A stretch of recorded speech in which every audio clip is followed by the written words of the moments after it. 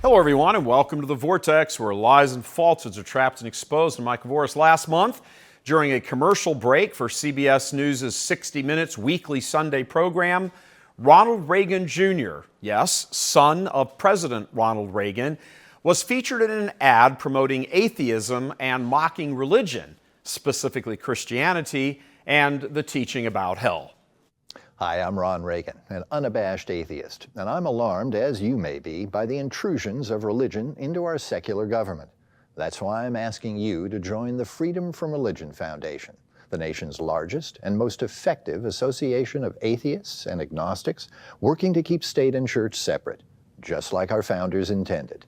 Please join the Freedom from Religion Foundation today. Ron Reagan, lifelong atheist, not afraid of burning in hell.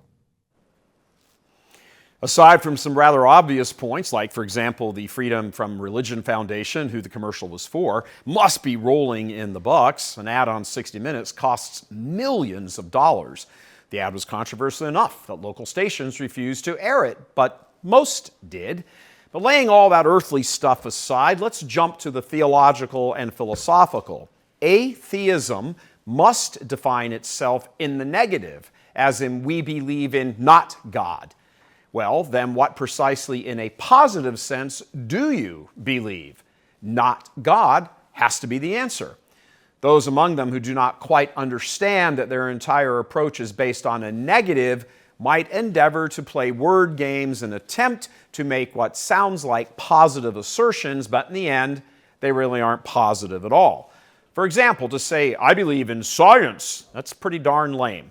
Science, as the average layman understands it, merely makes observations about how the physical material world operates, nothing more.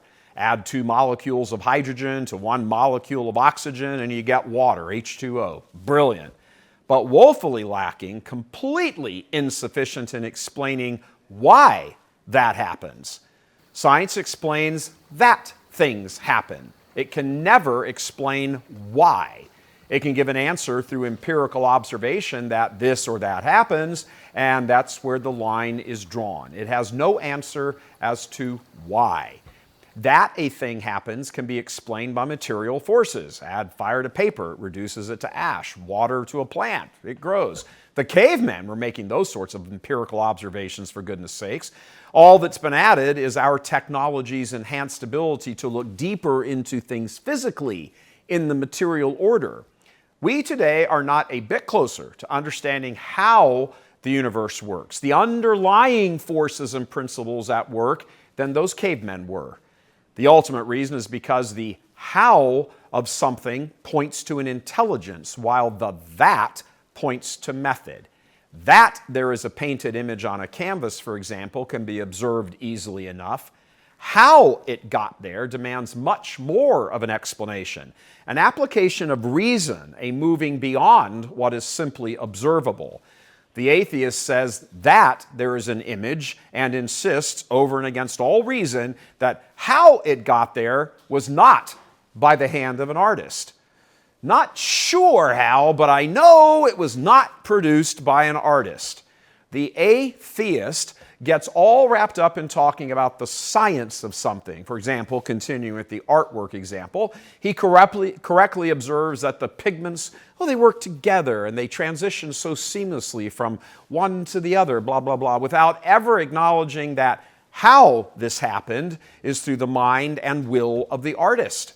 They do exactly the same thing with the material universe, acknowledging the form without ever conceding the substance, the how it all came to be, and moreover, how it all remains in existence, and most importantly, order.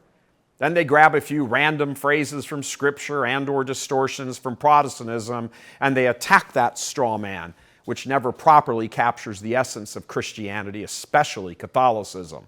Little by little, they advance their seemingly rational case in the public until the scales have tipped, which is where we are here today. Most people don't believe in God. They either flat out reject belief in a divine being, the position of the atheist, or, more subtly and much more numerous, they pay lip service to a belief that has almost no bearing on their day-to-day life. They are practical atheists, meaning they practice their lives as though there is no God. That's why Ronald Reagan Jr. can spend millions on an ad on one of the most watched shows in America and says he's not afraid of hell because there is no God. Even if large portions of society might intellectually disagree with the there is no God part of that, most agree that there is either no hell or most people don't go there, and certainly they are not going there themselves. So one way or another, the mission of atheism is advanced. Is America an atheistic country? Not exactly, but it moves along as though there is no God. Atheism is on the march, even if it hasn't quite captured all the ground at once yet. And where is the church in response to this? And by the church, we mean you. God love you. I'm Michael Voris.